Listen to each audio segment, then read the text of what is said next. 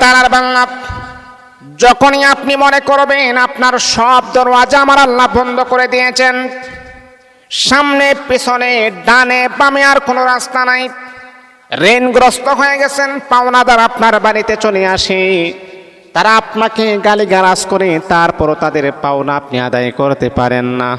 ও বন্ধু, আপনার রিজিকের প্রয়োজন, তারপর রিজিক পান না।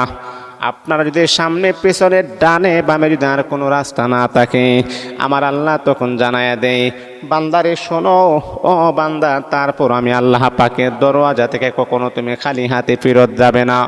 দুনিয়ার মানুষ তোমাকে তাড়িয়ে দিতে পারে, দুনিয়ার মানুষ তোমাকে বোকা মনে করতে পারে, দুনিয়ার মানুষ তোমাকে তুচ্ছ তাচ্ছিল্য মনে করতে পারে, কিন্তু বান্দারে, আমি আল্লাহ পাকের কাছে যদি তুমি চাওয়ার মতো চাইতে পারো, আমি আল্লাহ কখনো আমার বান্দাকে তুচ্ছ মনে করি না। পৃথিবীর যে প্রেসিডেন্ট, সেও আমার বান্দা। একটা মানুষ যে একেবারে রাস্তার যে ভিখারি, সেও আমার বান্দা। আল্লাহ বলে, বান্দা, পৃথিবীর প্রেসিডেন্ট যে, সেও আমার বান্দা, একজন ভিখারি সেও আমার বান্দা। আমি আল্লাহ পাকের কাছে সবাই সমান। বান্দারে, আমি আল্লাহ পাকের কাছে দুনিয়ার গরিবের কোনো ফারাক নাই, দুনিয়ার গরিবের কোনো ডিসক্রিপশন নাই। আমি আল্লাহ পাকের কাছে সবাই সমান। চাওয়ার মতো চাইতে পারেনি, আমি আল্লাহ তোমার জন্য খুশি হয়ে যাই। এ বন্ধু, দুনিয়ার যত বড় ধনী আপনি দেখেন না কেন, বারবার যখন তার কাছে যখন আপনি চাইবেন, ওই মানুষটা দেখবেন একবার দুইবার তিনবার আপনাকে দিবে, আর বারবার চাইলে ওই মানুষটা রাগ করবে, অভিমান করবে, আর বলবে, তুই কেন আমার কাছে বারবার কেন চাস, আমি কি টাকার গোডাউন নিয়ে রাখছি?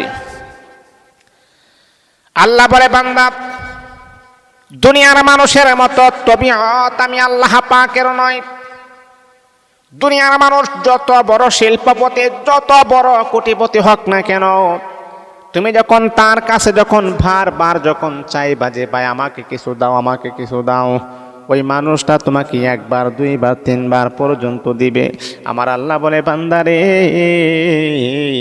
ও বান্দা, আমি আল্লাহ হচ্ছে এমন একজন রহমান, আমি আল্লাহ হচ্ছে এমন একজন রহিম, আমি আল্লাহ হচ্ছে এমন একজন গাফফার, আমি আল্লাহ হচ্ছে এমন একজন রাজ্জাক। যত বেশি আমি আল্লাহ পাকের কাছে চাইবা, তত বেশি খুশি হই। এমনকি তোমার সম্মান মর্যাদাও আমি আল্লাহর বৃদ্ধি করে দেই। ফাযকুরুনি আযকুরুকুম, আমাকে স্মরণ করলেই আমি আল্লাহ তোমাকে স্মরণ করি।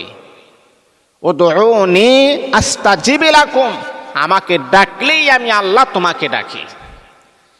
বন্ধুরে আমার, যখন সব দরওয়াজা যখন বন্ধ হয়ে যাবে, হতাশ হয়ে যাবেন, নিরাশ হয়ে যাবেন, তাহলে আপনি এই দোয়াটা বেশি বেশি করে আপনি পড়ুন। আল্লাহ পাক রব্বুল আলামিন আপনার জন্য দরওয়াজা খুলে দিবেন। হতাশা হওয়া, নিরাশা হওয়ার দরওয়াজা আমার আল্লাহ বন্ধ করে দিয়ে রিজিকের দরওয়াজা প্রশস্ত করে দিবেন। ও বন্ধু, এই দোয়াটা আপনি বেশি বেশি পড়বেন। রব্বানা আতিনা মিন লাদুনকা রাহমা ওয়া হাইয়্যি লানা মিন আমরিনা রশাদা। এই দোয়াটা আপনি বেশি বেশি পড়বেন। হে আমাদের প্রতিপালক, তুমি তোমার নিকট হতে আমাদেরকে রহমত দান করো, আমাদেরকে আমাদের ব্যাপারটা সুস্পষ্ট সম্পাদন করো। হে আল্লাহ, তোমার রহমত থেকে আমাদেরকে রহমত দান করো, আমাদের ব্যাপারটা তুমি সুস্পষ্ট দান করো। সুবহানাল্লাহি ওয়া বিহামদিহি সুবহানাল্লাহিল আযীম। আপনি পৃথিবীর টপ লেভেলের ধনী হওয়ার পরও মনের ভিতরে শান্তি থাকে না। শান্তি দেওয়ার মালিক যিনি, তার কাছে শান্তিটা রিজার্ভ করে রেখে দিয়েছেন।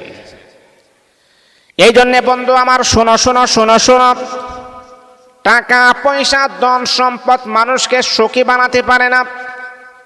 মনের ভিতরে যদি আপনার সুখ না থাকে, মনের ভিতরে যদি আপনার আনন্দ না থাকে, তাহলে আপনি 100 কোটি টাকার মালিক হওয়ার পরও আপনি বড় দুঃখী। এই জন্য আল্লাহ পাকের কাছে সদা সর্বদা দোয়া করতে হবে, ও মালিক, আপনি আমাদের উপর রহমত দান করুন, আপনি আমাদের উপরে শান্তি দান করুন।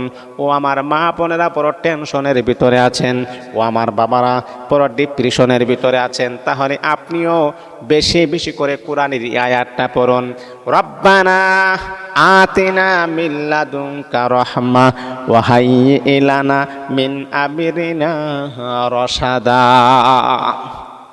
বেশি বেশি করে পড়ুন, আল্লাহ পাক আপনাদের জন্য গায়বীভাবে সাহায্য করবেন, শান্তি দান করবেন, প্রশান্তময় জীবন